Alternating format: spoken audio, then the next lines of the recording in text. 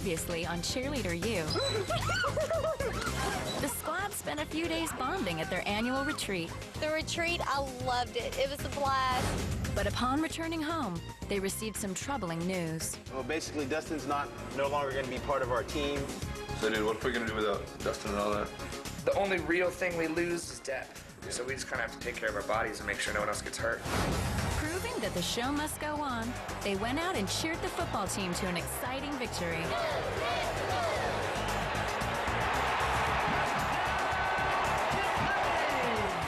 Now the squad's focus turns towards the upcoming National Cheerleading Championships. All right, here we go, ready? And Jomo applies the pressure as they debut the routine they'll take to Nationals in front of the crowd at Big Blue Madness. We do this tomorrow. So y'all need to focus on what we're doing and get it done.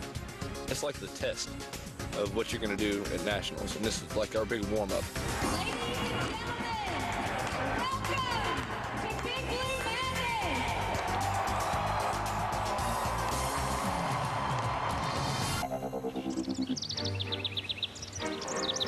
The school year is well underway, and with it, the University of Kentucky cheerleaders have to deal with a very hectic schedule.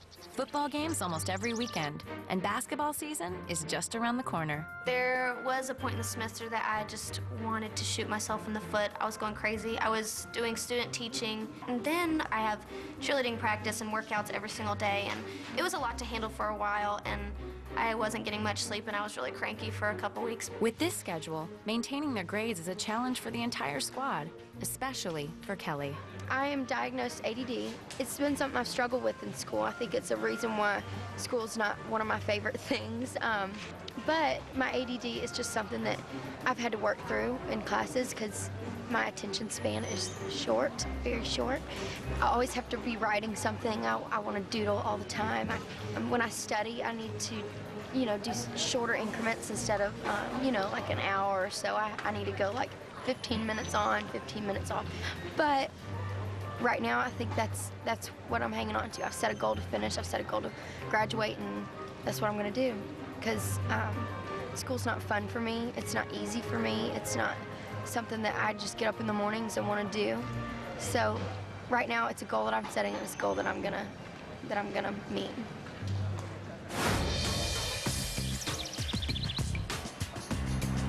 Now the squad has an additional challenge, making a dynamite audition tape to qualify for Nationals, which is just weeks away. The significance of the tapes that are submitted, a number of schools get what are called paid bids. And so the transportation and the rooms, the airfares and the rooms are paid for by the competition. So you want to finish first or second in a region or in that top 10 in the nation so that you wind up with a paid bid. So there's a significant financial incentive to be in that first or second place, to be in the top in your region. It means nonstop work to perfectly demonstrate their abilities, and Jomo expects nothing but the best from them. All right, here we go, ready? Having won 15 previous championships and the last 3 in a row, the pressure is on for another victory. For the next 2 weeks, we're going to be working on our tape, our qualifying tape. It's going to consist of stunts, pyramids, baskets and tumbling, and a cheer. All right, ready? 1, 2, 3, 4, 5, 6, 7, 8. 1, 2, 3, 4, 5, 6, 7, 8. 1, 2, 3, 4, 5. We give ourselves 2 weeks to complete taping, and it's a very short amount of time. And it's a lot of stress, a lot of pressure, but I think it's good for the kids to try to accomplish that feat in a short amount of time. 5, 6, 7, 8. 1, 2, 3, 4, 5.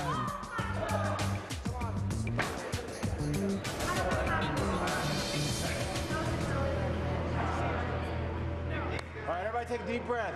We're so close, you guys, so close. Kelly, you weren't feeling it. Today we started taping first day of the next 2 weeks of practice every day. It went pretty well. We got 3 things accomplished, struggled in some areas, but I mean, that's how it always goes. Taping takes a while. We just squish it all in. We just pump it out. Good job today, good job today. Like I said, I realize this is a stressful time. Everybody else tapes for 2 months, and we do it in 2 weeks, but hey, we can do that. But it's gonna take, you guys making sure you get enough rest, Make sure you're coming here with the mindset of getting stuff accomplished, all right? I know you're gonna be tired, I know you're gonna be fatigued, frustrated, but we gotta get stuff accomplished because we want to put out the best tape possible, all right? Good job, bring it in. Good job, Cats on 3. Ready? 1, 2, 3, cats!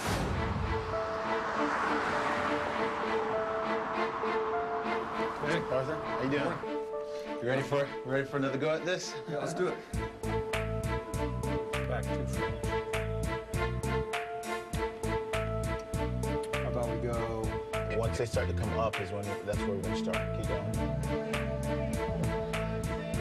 That's when it goes out. Yeah. Okay. That's good. Yeah. Can I take a look at that? The first one to see what that looks like. We actually got through taping in 9 practices. Given the fact that, you know, we had to have 2 new guys moved up because we lost Brad and Dustin, you know, I thought it would have made it a little bit harder. But again, everybody jumped in, did their job. We got a good tape, and I feel really good about it. Keep going, keep going, keep going, keep going. Right there. You know, once we send in our videotape, if we get to first place, which we're hoping on, then we'll be first in our division. And, you know, that just means we get a paid bid. And if your tape's the best, then you assume that all the skills that you did on there were the best, so you should be ranked first. Well, that wraps it up. All right, I appreciate it, man. Now Good we luck. just gotta wait and see, huh? All right, thank you. Good deal. Coming up, the pressure is on as the squad works to perfect their Big Blue Madness routine. We do this tomorrow. So y'all need to focus on what we're doing and get it done.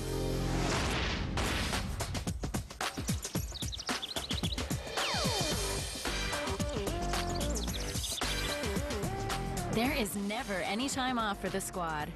While they wait for the results of the video submission for nationals, Jomo puts them through their paces for an event that is a UK tradition, Big Blue Madness. Big Blue Madness is something that the school takes a lot of pride in. It's when the basketball team comes in at midnight and they practice for the first time for the season. But we do a routine and we work really hard on it. And it's a lot of fun. It is a lot of fun because we're in Rupp Arena. It's people that normally don't get tickets, and it's people that just go nuts over everything. Anything and everything that goes on in this gym, people go nuts about because it has to do with Kentucky basketball. With the squad pushing themselves to get their routine just right, accidents happen. During a recent practice, a stunt collapsed. Jared took a bad fall, and now he faces intensive physical therapy to be ready for the big event. How's that feeling? Do you feel any pain? It's pretty good. Like, it doesn't hurt. It just, at the top, it feels really weak. I was really upset when I found out that I might not be able to do Big Blue Madness because it's so much fun and the crowd gets so amped up, and I was really upset when I found out I might not be able to do it.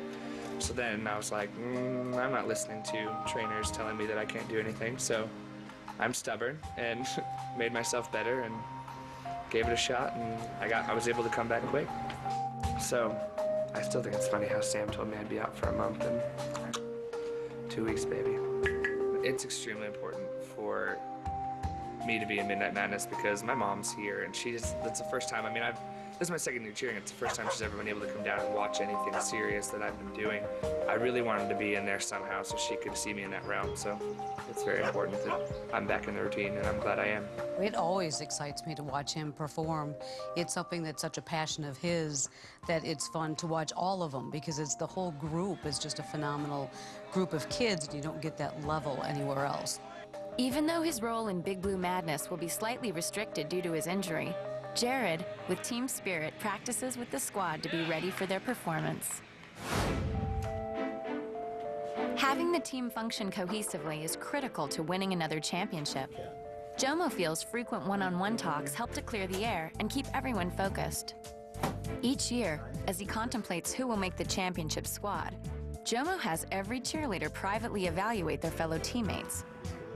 The comments are often brutally honest. A couple people have mentioned that they think you have a problem with being a first year. But given in the spirit of making a winning team. I'm not giving you stuff to be defensive, but I'm just to let you know the perception that's there so you can maybe work on it. Many are complimentary. You are probably one of our hardest working cheerleaders here. I've been really impressed with your work ethic this year. I think you're a great cheerleader. definitely had the skills. Everybody had like rave reviews for you, as far as being a good guy and a good teammate. You're one of the best all-around guys we have. You work hard. I think you got a great attitude. You're very talented. Thank you. I think you got a great work ethic, and I've been very impressed with everything you've done this year. But with the compliments also comes the criticism. You do a good job of leading by example. I like to see you be a little bit more vocal. My only area of concern is, I guess, you're tumbling. I feel like you've gotten a little lazy this year as far as your work ethic. Complaining a little much. Well, I know that. I think you could be a little bit more accepting of these freshman girls. I just want you to remember how it was when it was your freshman year, and I'm sure those girls were probably mean. You're a very vocal person. You just need to remember that, this is still just your second year. I think you're good, Sterner. I think you could be a lot better. It's something I need to work on, I'll work on it. Those things that I told you, kind of think about them and think how you can kind of improve that. I'm very impressed with where you're at, and let's go get us another national championship, huh? With the goal of winning nationals, it's amazing that any of the team members have time for a personal life. But in an activity where young men and women are thrown together constantly, a romance blooming is a strong possibility. Jeremy, a junior in his first year on the squad, and Danielle, a senior, have become an item. Team members becoming romantically involved sometimes presents problems, but Jeremy and Danielle are handling it. We kind of didn't want to get into a relationship when I first started. She actually pulled the whole senior thing on me. And we were in the camper room or the dorm room one night, and she was like, "Oh, my leg's hurt, will you rub it?" So I started rubbing her leg. So that's where it all started. So she was just playing that game with me. We weren't looking to get into a relationship at all. Like either one of us. Well, when I cheered on the squad, I dated a girl on the squad, and everything went great, but every now and then we'd have a kind of fight at practice and stuff like that, and I guess it really just kind of brings down the morale. So we try to discourage dating on the squad, but if it happens and they're able to act like adults and not bring their personal problems into the practice, then we don't mind. But if it starts becoming a disruption, then we sit them down and we have a couple talks about them, tell them that they need to act like adults or else something's going to have to change. Well, I think just because we're in a, romantic relationship, it doesn't really change much at practice. You kind of look at it a little different when she goes in the air, but usually I'm behind her anyway, so it really doesn't matter to me. I don't trust him any more than I trust everyone else on the team. Exactly.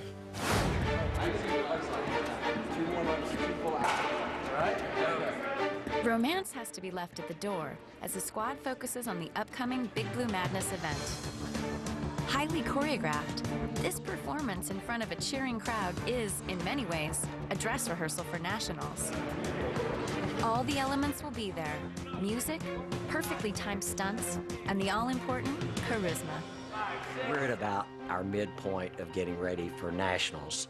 And one of the things that we want the kids to be able to do is get ready for performances in front of crowds. So Midnight Madness is the perfect place for them to showcase their talents.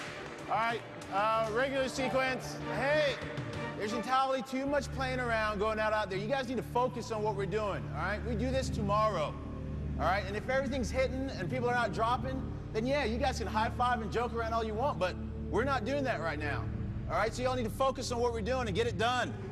Midnight Madness gives Jomo a chance to, he definitely pushes us and wants us to definitely try some hard things in the routine, and it also gives him a look, I think, to kind of evaluate how we perform under pressure. It's like the first big performance, or the first really, the test of what you're going to do at nationals, and this is like our big warm-up. Like, a lot of the first years, like me and Reese and Monica and Courtney, we haven't really performed in front of a Kentucky crowd yet, but I think we're really ready for it. I'm not worried about anything of mine dropping. I'm just worried about making it look good and making it look that Kentucky edge on it. All right, come on, here we go, you guys. Hey, remember, when these go good, the routine tends to go good, so focus. Everybody think about making these hit and solid. Get set. Music's on. We use it as sort of a basic routine that will expand on, change a lot, but it's sort of a basic routine of what we will be doing at nationals. We also use it as a time to push them as far as we can. Come on, finish strong.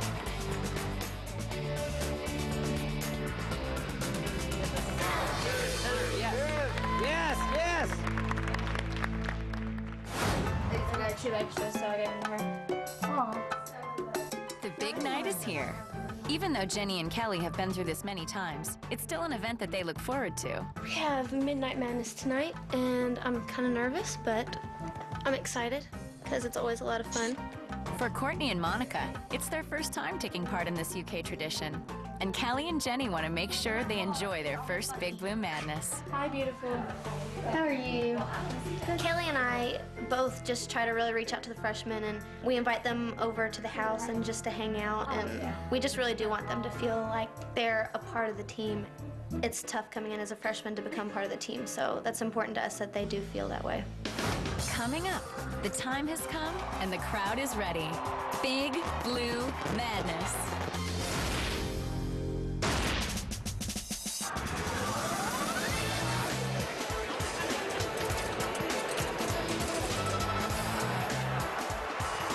Lexington loves to turn out for Big Blue Madness. It's a family night full of fun for all ages as the Wildcats put on a fast-paced, high-energy performance. Ladies and gentlemen, welcome to Big Blue Madness. Oh, I'm so ready. You don't even know. Don't even know? You don't even know. Me and Jen are gonna bang out our stunt sequence. Don't you worry. Don't you worry. Today's the day, you guys. Showtime. This is my first time in like this type of environment. Like I mean, I walked out and without people in the stands, I was like, oh my God. And like, I mean, I can only imagine what it's gonna be like when like all the fans are there and it's sold out over 23,000. It's gonna be crazy. The excitement is building. The crowd is very up for the ninth celebration of UK's basketball program. As nerves build backstage, so do the mistakes. The warm-up is rough and stunts are not hitting.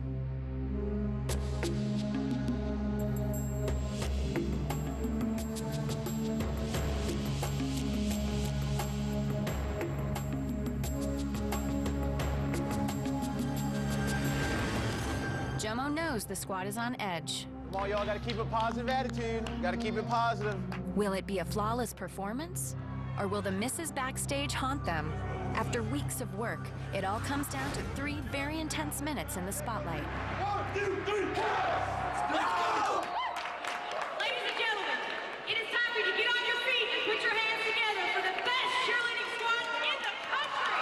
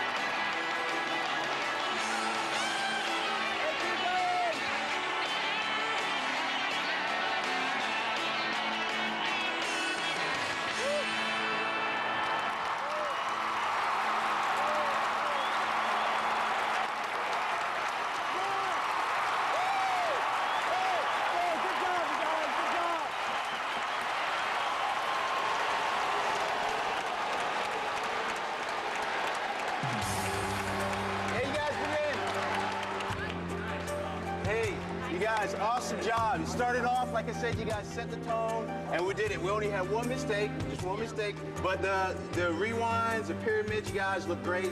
You guys got a great ovation. It was awesome, you guys. Let's get a cat. Great job, great job. Last on three. 1, 2, 3, cats. Good job. I felt everything went really well at Midnight Madness. The one main mistake that I was really concerned about was Corey and Kelly.